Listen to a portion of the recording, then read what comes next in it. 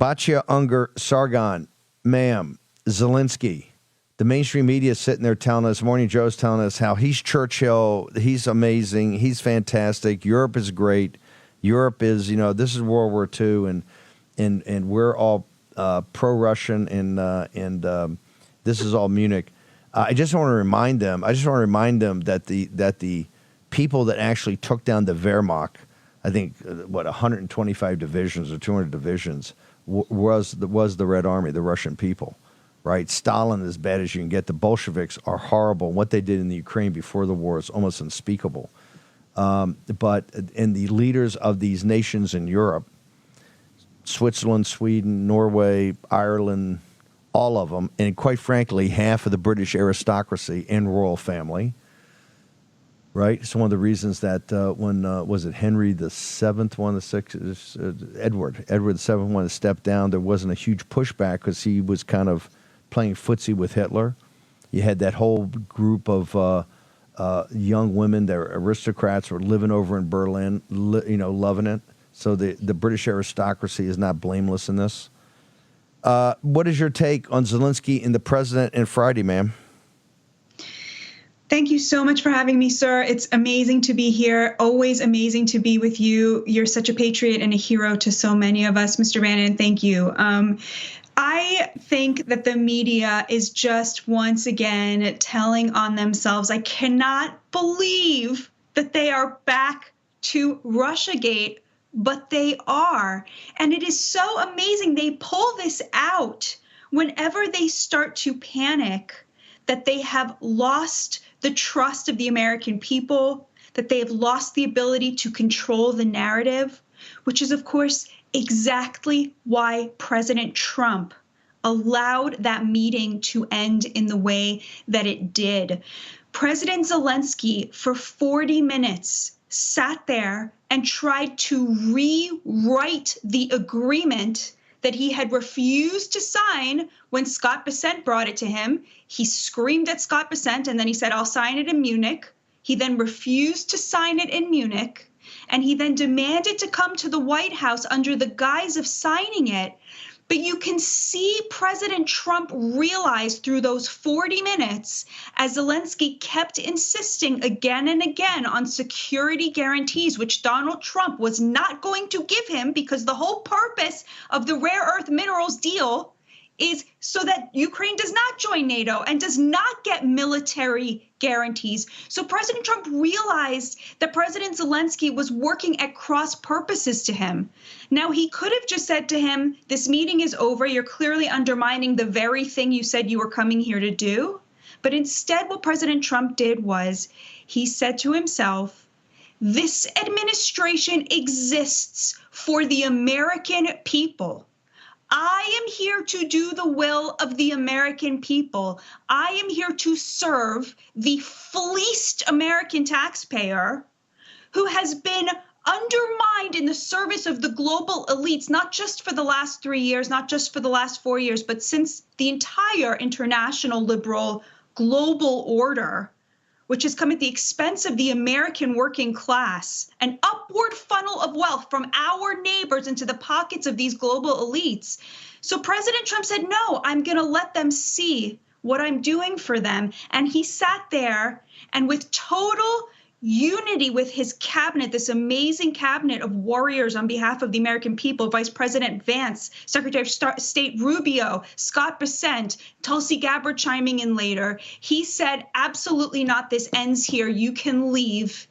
And when you're ready to stop fleecing the American people, we'll talk again. And I have to tell you, Steve, I have never felt so proud to be an American. The media is out there saying, look, he's doing the will of Putin. It's nonsense. 78% of Americans want an end to this war, a negotiated end to this war, a negotiated peace between Russia and Ukraine. And President Trump was taking on the global elites on behalf of 78% of Americans. It was an absolutely glorious day for our nation.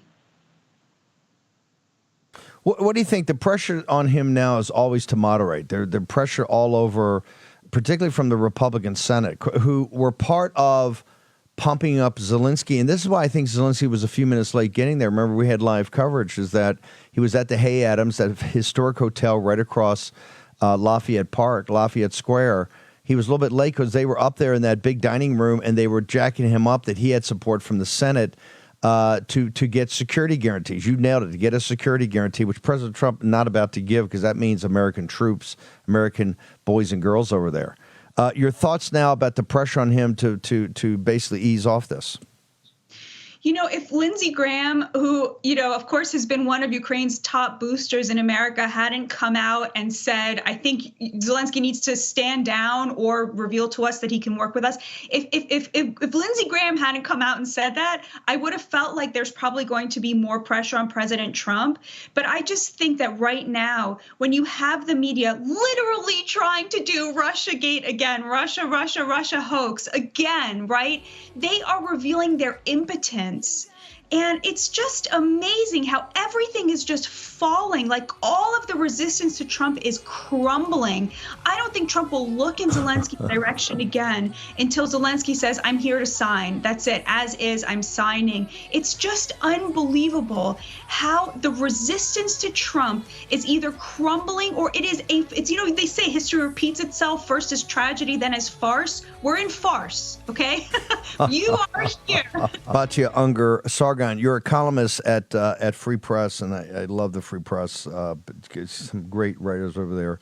Christopher Caldwell, Eli Lake, yourself, many, many others. Just a fantastic platform, and love the stuff you guys are doing. What would you like to see, or what do you think President Trump needs to focus on tomorrow night in his address to Congress, or really the State of the Union address, ma'am? So President Trump has spent the last month absolutely knocking it out of the park. His only problem has been making the American people aware of how many of the achievements he's made, because the news cycle is only so long and his successes are just abutting up against each other and the ability of the news to catch up.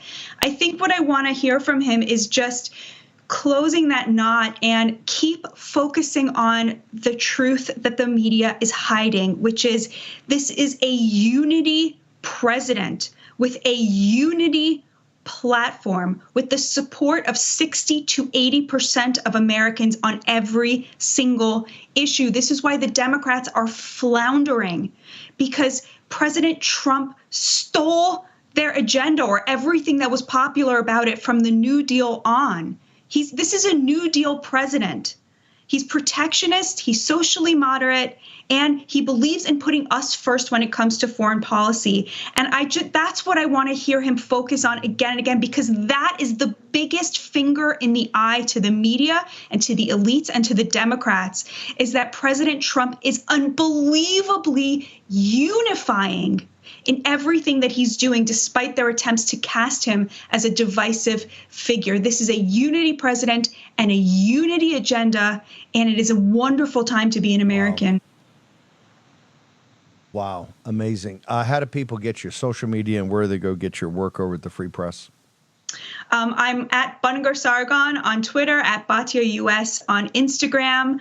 My book, Second Class, How the Elites Betrayed America's Working Men and Women, is out, and I'm currently working on a book. I cannot wait to share it with you, Mr. Bannon. It's about why Jews are Democrats and why they shouldn't be, and hopefully President Trump will be a turning point in this country for that as well. Thank you so, so much for having me, and God bless you and protect.